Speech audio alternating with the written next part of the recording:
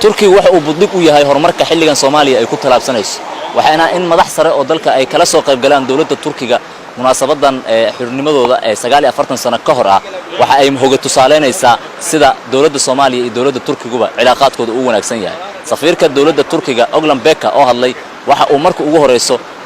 dadka Soomaaliyeed la wadaagay dareenkiisa ku aadanaa qaraxii maalintii shalay ka dhacay Muqdisho oo uu cambaareeyay waxa kale oo uu cambaareeyay qaraxii dadka badan ay ku dhinteen 14 Oktoobar waxa uuna isdul taagay sida dawladda Turkigu ay uga go'an tahay in ay la dagaalanto argagixisada isla markaana dawladda Soomaaliya ay ka caawiso dib u dhiska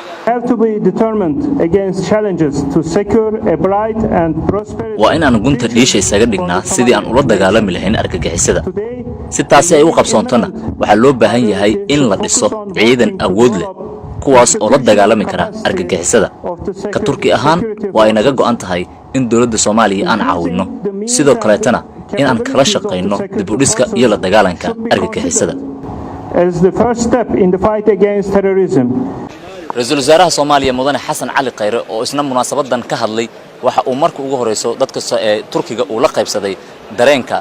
ay u hayaan dawlad ahaan wuxuuna ugu hambalyeeyay dabaaldegooda maanta ee 49 sano kadib ka soo wareegtay markii ay xiroobeen waxaana uu Ra'iisul Wasaaraha intaas kadib uu sheegay in safarkiisii uu ku tagay Turkiga uu ahaa mid macna badan sameynayay isla markaana dawladda Turkigu ay tahay dawlad wax tar u leh Soomaaliya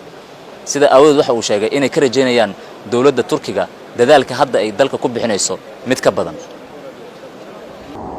waxaan rabaa marka annagoo u hambalyeynayna intaanan halkan isugu timid dawladda aan ugu dhownahay saaxiibka ula nahay inaan shacabka Soomaaliyeed iyo dadka halkan joogaba u sheego in safarkii aniga iyo wafdigaygu aan ku tagnay hadda inaan ku soo heshiinay inaan sii adkayno xiriirka labada dal inaan bilaawno inaan ka wada shaqeyno arrimaha kobcinta dhaqaalaha in sanadka soo socda hadii la yiraahdo aan bilaawno golo dhaqaale oo ka kala imaanaya ganacsatada labada wadan iyo golaha wasiirada labada wadan si loo kobciyo dhaqaalaha dalkeena iyo dalkoodaba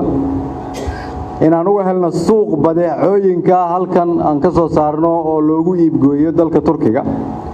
waxaan ku heshiinay inay gacan weyn ka qaataan inay amniga dalka wax nagala qabtaan oo ay sidaasna mar dhow bilaabi doonaan waxaan ku heshiinay in labada wadan la isu sii furo lana kordhiyo fursadda ardayda Soomaaliyeed ay u hesho inay dalka Turkiga wax ku soo bartaan Munassar Maxamed Cabdi Universal TV